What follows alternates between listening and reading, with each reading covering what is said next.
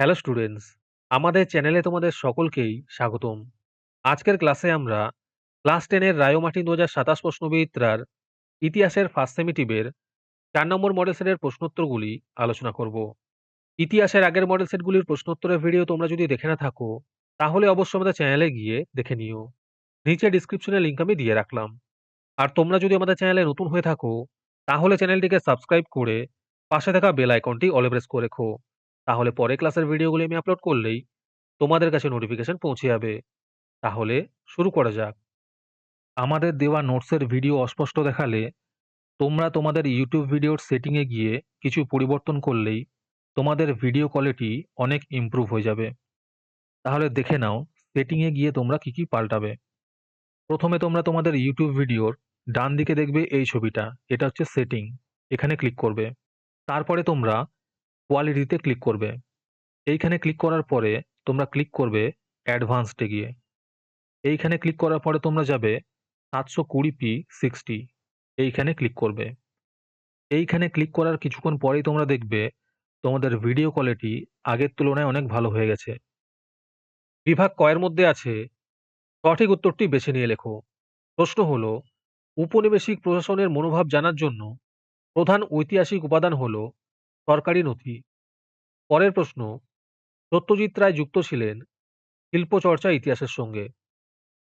একের ৩ নম্বর প্রশ্ন হলো, স্ত্রী শিক্ষা না হলে আমাদের পশু জন্ম ঘুচবে না, এ কথা বলেছেন স্বামী বিবেকানন্দ।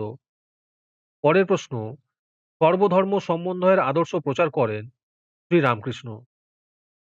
তার পরের প্রশ্ন হলো, যে আইনের মাধ্যমে সতীদাহ প্রথা বন্ধ করা হয় সেটি হলো সপ্তদশ বিধি।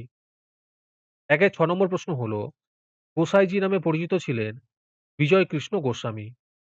একের ৭ নম্বর প্রশ্ন হলো, চাইবাসার যুদ্ধে কোম্পানির কাছে পরাজিত হন কোল বিদ্রোহীরা।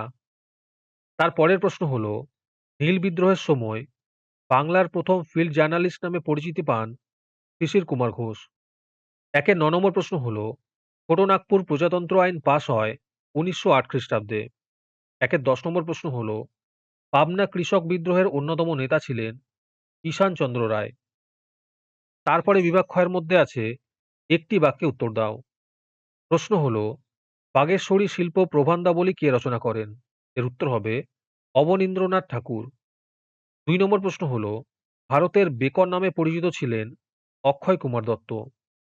তারপরে আছে ঠিক বা ভুল নির্ণয় করো। ১ নম্বর প্রশ্ন হলো, রামকৃষ্ণ মিশন প্রতিষ্ঠা করেছিলেন শ্রীরামকৃষ্ণ। এটি ভুল হবে। ২ নম্বরে আছে রামরতন রায়কে বাংলার বিশে ডাকাত বলা হতো। এটি ভুল হবে। তারপরে আছে নিম্নলিখিত বিবৃতিগুলির সঙ্গে সঠিক ব্যাখ্যাটি নির্বাচন করো। বিবৃতি হলো, আবহাওয়ার বৈচিত্র্য অনুসারে মানুষ পোশাক পরিধান করে। এর উত্তর হবে ব্যাখ্যা ২, নিজেকে রক্ষা করার জন্য। ২ নম্বর বিবৃতি হলো, উপনিবেশিক সরকার উপজাতিদের জন্য দক্ষিণ পশ্চিম সীমান্ত এজেন্সি নামে একটি পৃথক অঞ্চল গঠন করেছিল। এর উত্তর হবে ব্যাখ্যা ২, এটি গঠিত হয়েছিল কোল বিদ্রোহের পর। আজকের সমাধান করা মডেল সেটটির মূল্য মাত্র ৩ টাকা। তোমরা আমাদের হোয়াটসঅ্যাপ নাম্বার 7501121499 যোগাযোগ করে এই মডেল সেটটি নিতে পারো এবং পরবর্তী মডেল সেটের ভিডিও পেতে আমাদের ইউটিউব চ্যানেলটি সাবস্ক্রাইব করে রেখো এবং অ্যাডভান্স নোটিফিকেশন পেতে আমাদের হোয়াটসঅ্যাপ চ্যানেল জয়েন করতে পারো। ডিসক্রিপশনে লিংক দেওয়া রইল, তোমরা সেখানে গিয়ে আমাদের হোয়াটসঅ্যাপ চ্যানেল জয়েন করতে পারো। তারপরে বিভাগ গ এর মধ্যে আছে ২টি অথবা ৩টি বাক্যে নিম্নলিখিত প্রশ্নগুলির উত্তর দাও। যে কোনো ৪টি করতে বলেছে। এই প্রশ্নের উত্তরগুলি আমি তোমাদের দেখিয়ে দিচ্ছি, তোমরা দেখে দেখে নোট ডাউন করে নিও। ১ নম্বর প্রশ্ন হলো, আঞ্চলিক ইতিহাস চর্চা গুরুত্বপূর্ণ কেন?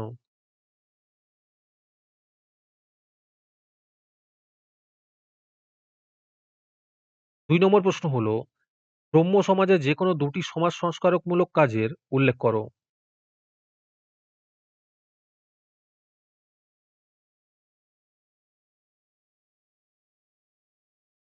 ৩ নম্বর প্রশ্ন হলো, গ্রাম বার্তা প্রকাশিকা কেন একটি ব্যতিক্রমী পত্রিকা ছিল?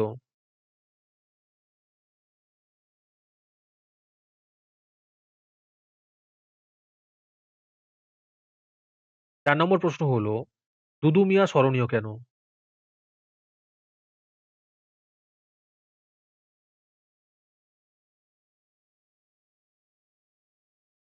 3 এর 5 নম্বর প্রশ্ন হলো, ওয়াহাবি কথার অর্থ কী এবং ওয়াহাবি আন্দোলনের প্রকৃত নাম কী ছিল?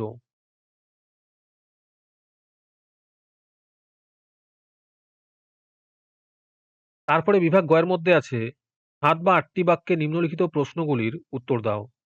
যেকোনো ২ টি করতে বলেছে।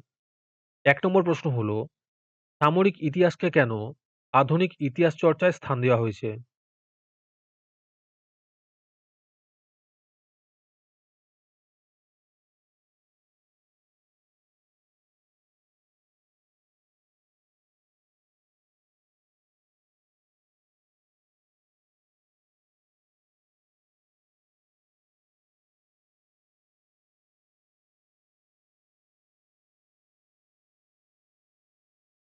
দুই নম্বর প্রশ্ন হলো, বাংলার নবজাগরণ ছিল কলকাতা শহরকেন্দ্রিক। মন্তব্যটি বিশ্লেষণ করো।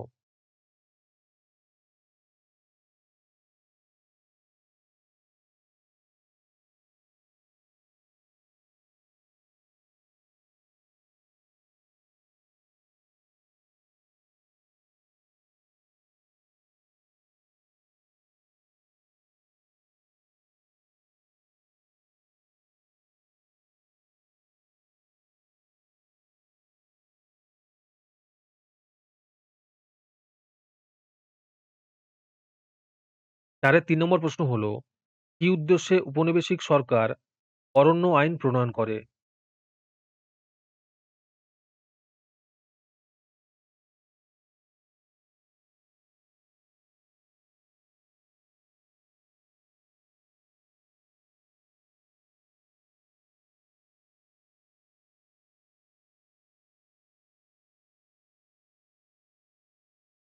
হ্যালো স্টুডেন্টস, তোমাদের মাধ্যমিক পরীক্ষার প্রস্তুতির কথা ভেবে আমরা একটি স্পেশাল সলভ পেপার সেট তৈরি করেছি।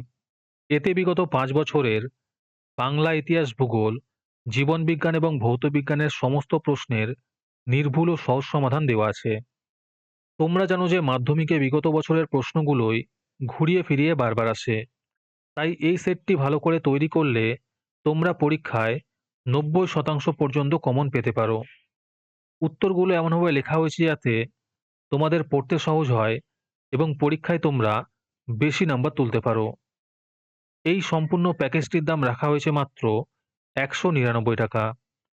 যারা পরীক্ষায় ভালো রেজাল্ট করতে চাও এবং নিজের প্রস্তুতিকে এক ধাপ এগিয়ে রাখতে চাও, তারা এখনই আমাদের দেওয়া হোয়াটসঅ্যাপ নাম্বার 7501121499 এ যোগাযোগ করতে পারো। আর ২০২৬ সালে যে মাধ্যমিক পরীক্ষাটি হবে তারও প্রশ্নপত্রের উত্তরগুলি পরীক্ষার কিছুদিন পরেই তোমরা পেয়ে যাবে। তারপরে বিভাগ ওর মধ্যে আছে ১৫ বা ১৬টি বাক্যে যে কোনো একটি প্রশ্নের উত্তর দাও। ৫-এর ১ নম্বর প্রশ্ন হলো, নারী ইতিহাস চর্চা বলতে কি বোঝায়? আর তার সাথেই প্রশ্ন আছে, নতুন সামাজিক ইতিহাসে নারী ইতিহাস চর্চার গুরুত্বগুলি লেখো।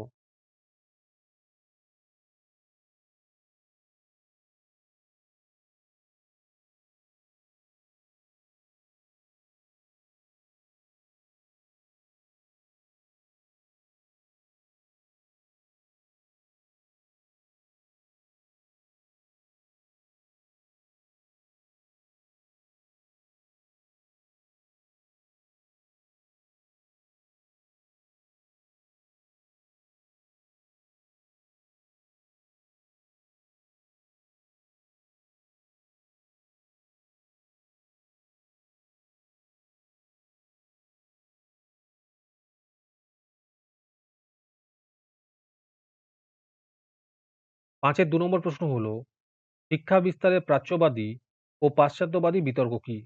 আর তার সাথেই প্রশ্ন আছে, উচ্চশিক্ষা বিকাশে কলকাতা বিশ্ববিদ্যালয়ের ভূমিকা আলোচনা করো।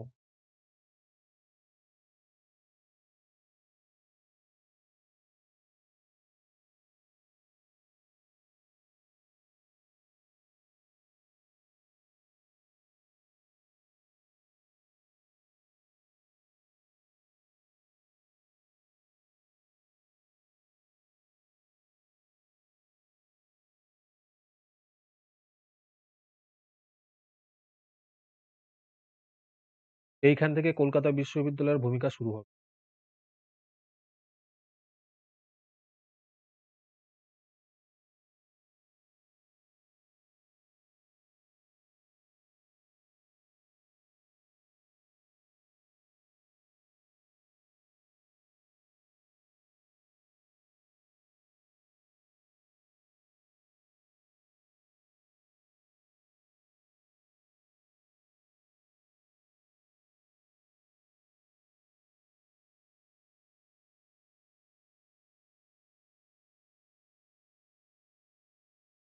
৫ এর ৩ নম্বর প্রশ্ন হলো, সাঁওতাল বিদ্রোহের কারণগুলি লেখো। এই বিদ্রোহের প্রকৃতি আলোচনা করো।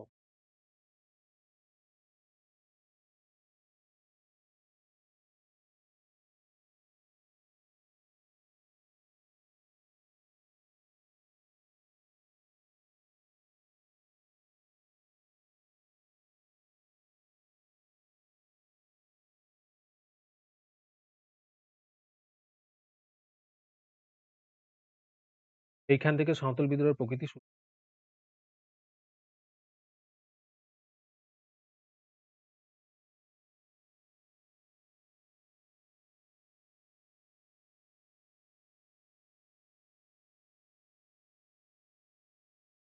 আজকের ক্লাসটি তোমাদের ভালো লেগে থাকলে ভিডিওটিকে লাইক এবং চ্যানেলটিকে সাবস্ক্রাইব করে দিও। তার সাথে ভিডিওটি তোমাদের সহপাঠীদের শেয়ার করে দিও। আর তোমরা কোথা থেকে আমাদের ভিডিওটি দেখছো অবশ্যই কমেন্টে লিখে জানিও। তাহলে আজকে এই পর্যন্তই। দেখা হচ্ছে পরের ক্লাসে।